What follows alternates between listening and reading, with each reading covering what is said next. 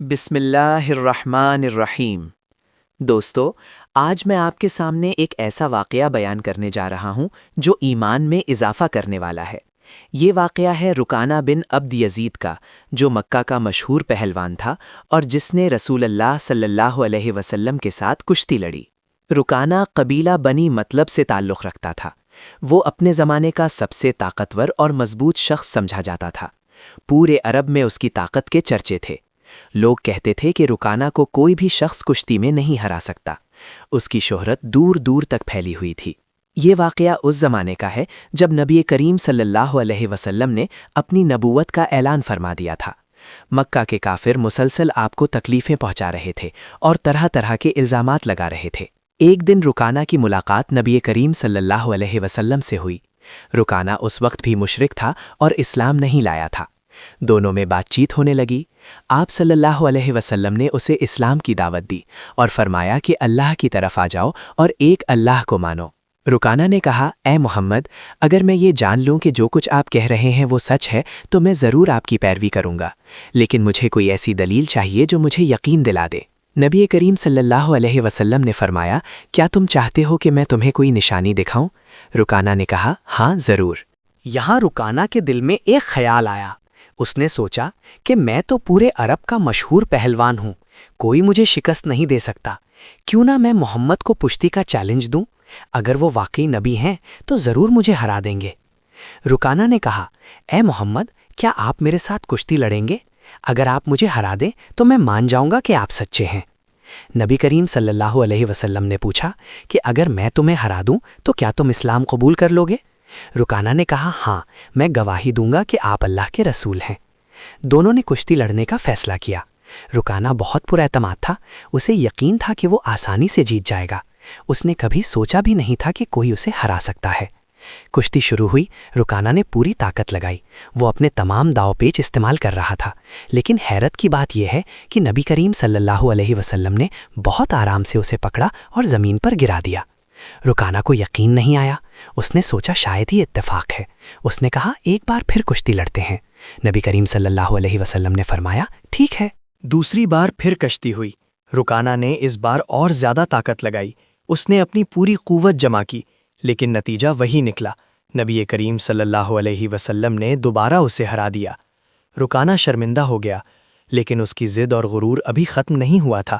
اس نے کہا، ایک بار اور، صرف ایک آخری بار۔ نبی کریم صلی اللہ علیہ وسلم نے تیسری بار بھی منظور فرمایا، اور تیسری بار بھی اللہ کے رسول نے رکانہ کو شکست دی۔ تین بار شکست کھانے کے بعد رکانہ کو سمجھ آ گیا کہ یہ عام بات نہیں، یہ کوئی معمولی طاقت نہیں، بلکہ اللہ کی قدرت کا کرشمہ ہے۔ جو شخص کبھی نہیں ہارا تھا وہ آج 3 بار ہار چکا تھا۔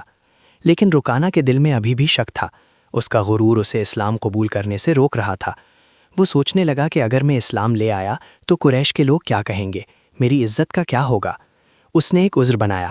رکانہ نے کہا، اے محمد، آپ نے مجھے ضرور کوئی جادو کیا ہے، کسی نے آپ کو جادو سکھایا ہے، یہ آپ کی اپنی طاقت نہیں ہے۔ نبی کریم صلی اللہ علیہ وسلم یہ سن کر مسکرائے۔ آپ نے فرمایا، یہ جادو نہیں، یہ اللہ کی قدرت ہے۔ اگر تم اللہ کو مان لو تو اللہ تمہیں اس سے بھی بڑے معجزے دکھائے گا۔ رکانہ نے کہا، میں نے آپ سے وعدہ کیا تھا کہ اگر آپ مجھے ہرا دیں گے تو میں مان جاؤں گا، لیکن مجھے وقت چاہیے، میں ابھی تیار نہیں ہوں۔ نبی کریم صلی اللہ علیہ وسلم نے اسے مجبور نہیں کیا۔ آپ نے صرف اتنا فرمایا کہ اللہ کے بارے میں سوچو، سچائی کو تلاش کرو، جلد یا دیر سے تمہیں سچ کا پتہ چل جائے گا۔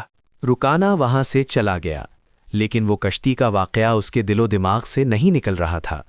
وہ سوچتا رہتا کہ یہ کیسے ممکن ہوا، میں جو کبھی نہیں ہارا آج 3 بار کیسے ہار گیا۔ کچھ روایات میں یہ بھی آتا ہے کہ نبی کریم صلی اللہ علیہ وسلم نے رکانہ کو ایک اور معجزہ بھی دکھایا۔ آپ نے ایک درخت کو حکم دیا اور وہ درخت آپ کے حکم سے حرکت کرنے لگا۔ یہ دیکھ کر رکانہ حیران رہ گیا۔ وقت گزرتا رہا، رکانہ کے دل میں آہستہ آہستہ تبدیلی آنے لگی۔ وہ نبی کریم صلی اللہ علیہ وسلم کے اخلاق اور کردار کو دیکھتا۔ آپ کی سچائی اور امانت داری مشہور تھی۔ ایک روز رکانہ کے دل میں یہ بات آئی کہ اگر محمد صلی اللہ علیہ وسلم جھوٹے ہوتے تو کیا اللہ انہیں یہ طاقت دیتا؟ کیا اللہ کسی جھوٹے کی مدد کرتا؟ رکانہ نے اسلام کے بارے میں سوچنا شروع کیا۔ اس نے دوسرے مسلمانوں سے بات کی، انہوں نے اسے اسلام کی تعلیمات بتائیں۔ اسے یہ سب بہت اچھا لگا۔ آخرکار وہ دن آیا جب رکانہ نے فیصلہ کیا کہ وہ اسلام قبول کرے گا، لیکن یہ واقعہ فتح مکہ کے بعد ہوا۔ جب مکہ فتح ہو گیا اور اسلام کامیاب ہو گیا تو رکانہ نبی کریم صلی اللہ علیہ وسلم کی خدمت میں حاضر ہوا۔ رکانہ نے کہا، یا رسول اللہ، میں گواہی دیتا ہوں کہ اللہ کے سوا کوئی معبود نہیں اور آپ اللہ کے رسول ہیں۔ آپ نے مجھے جو کچھ دکھایا تھا وہ میں کبھی نہیں بھولا، معاف فرمائیں کہ مجھے اتنا وقت لگا۔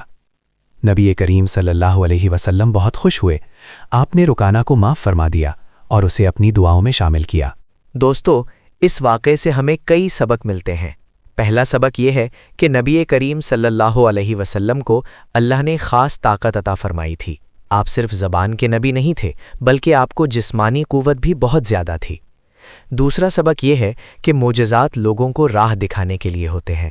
اللہ نے رکانہ کو موقع دیا کہ وہ سچ کو دیکھے اور پہچانے۔ تیسرا سبق یہ ہے کہ غرور انسان کو سچ سے دور کر دیتا ہے۔ رکانہ کا غرور اسے فوری طور پر اسلام قبول کرنے سے روک رہا تھا، لیکن جب اس نے اپنے غرور کو چھوڑا تو اسے ہدایت مل گئی۔ چوتھا سبق یہ ہے کہ نبی کریم صلی اللہ علیہ وسلم نے رکانہ کو مجبور نہیں کیا، آپ نے اسے وقت دیا۔ اسلام جبر کا دین نہیں ہے، اسلام تو سمجھانے اور بتانے کا دین ہے۔ پانچواں سبق یہ ہے کہ سچ کو چھپایا نہیں جا سکتا۔ رکانہ نے چاہے جتنا انکار کیا ہو، لیکن اس کے دل میں سچ کی روشنی آ چکی تھی اور آخر میں وہی سچ غالب آیا۔ رکانہ کے بعد میں کے بارے میں زیادہ معلومات نہیں ملتی، لیکن جو کچھ معلوم ہے اس سے پتہ چلتا ہے کہ وہ ایک سچا مسلمان بن گیا۔ اس نے اسلام کی خدمت کی اور نیکی کی زندگی گزاری۔ یہ واقعہ ہمیں یہ بھی بتاتا ہے کہ نبی کریم صلی اللہ علیہ وسلم ہر قسم کے لوگوں کو اسلام کی دعوت دیتے تھے، چاہے وہ طاقتور ہو یا کمزور، امیر ہو یا غریب، سب کے لیے آپ کا دروازہ کھلا تھا۔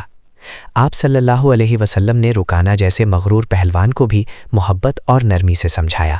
آپ نے اسے ذلیل نہیں کیا بلکہ اسے عزت دی۔ یہی آپ کے اخلاق کی خوبصورتی تھی۔ اس واقعے میں یہ بات بھی قابل غور ہے کہ نبی کریم صلی اللہ علیہ وسلم نے اپنی جسمانی طاقت کا استعمال صرف اللہ کی راہ میں کیا۔ آپ نے کبھی اپنی طاقت کا غلط استعمال نہیں کیا، نہ کبھی کسی کمزور پر ظلم کیا۔ آپ کی زندگی کا ہر پہلو ہمارے لیے مثال ہے۔ آپ نے جنگ کے میدان میں بھی بہادری دکھائی اور امن کے وقت بھی حکمت اور صبر کا مظاہرہ کیا۔ رکانہ کی کہانی سے ہمیں یہ بھی معلوم ہوتا ہے کہ اللہ اپنے نبی کی حفاظت فرماتا ہے۔ اگر اللہ نہ چاہتا تو رکانہ جیسا مضبوط پہلوان نبی کریم صلی اللہ علیہ وسلم کو نقصان پہنچا سکتا تھا، لیکن اللہ نے اپنے حبیب کو محفوظ رکھا۔ یہ واقعہ قرآن میں نہیں بلکہ حدیث کی کتابوں میں ملتا ہے۔ مختلف محدثین نے اس واقعے کو مختلف طریقوں سے بیان کیا ہے، کچھ روایتوں میں تفصیل زیادہ ہے اور کچھ میں کم۔ بعض علماء کے مطابق یہ واقعہ نبوت کے ابتدائی دور کا ہے، جب مکہ میں مسلمانوں کو شدید مخالفت کا سامنا تھا۔ اس وقت ایسے معجزات سے لوگوں کے دل میں اسلام کے لیے جگہ بنتی تھی۔ دوستو، آج کے دور میں بھی ہمیں رکانہ کی کہانی سے بہت کچھ سیکھنے کو ملتا ہے۔ آج بھی بہت سے لوگ غرور اور تکبر کی وجہ سے سچ کو قبول نہیں کرتے۔ ہمیں چاہیے کہ ہم اپنے اندر سے غرور کو نکال دیں، عاجزی اختیار کریں، سچ کو تلاش کریں اور جب سچ مل جائے تو اسے فوری قبول کریں۔ رکانہ نے دیر سے صحیح لیکن سچ کو مان لیا اور یہی اس کی کامیابی تھی۔ اللہ ہم سب کو ہدایت عطا فرمائے اور ہمیں نبی کریم صلی اللہ علیہ وسلم کی سچی محبت نصیب فرمائے۔ یہ واقعہ ہمیں یہ بھی سکھاتا ہے کہ اللہ کی قدرت لامحدود ہے، وہ جس کو چاہے طاقت دے اور جس سے چاہے چھین لے۔ رکانہ جیسا طاقتور شخص بھی اللہ کی مرضی کے سامنے بے بس تھا۔ ہمیں اپنی کسی بھی صلاحیت پر فخر نہیں کرنا چاہیے، ہر چیز اللہ کی عطا ہے۔ ہمیں اپنی صلاحیتوں کو اللہ کی راہ میں استعمال کرنا چاہیے۔ اللہ ہم سب کو نبی کریم صلی اللہ علیہ وسلم کی سنت پر چلنے کی توفیق عطا فرمائے، ہمیں عاجزی اور انکساری سکھائے، ہمارے دلوں سے غرور اور تکبر کو نکال دے۔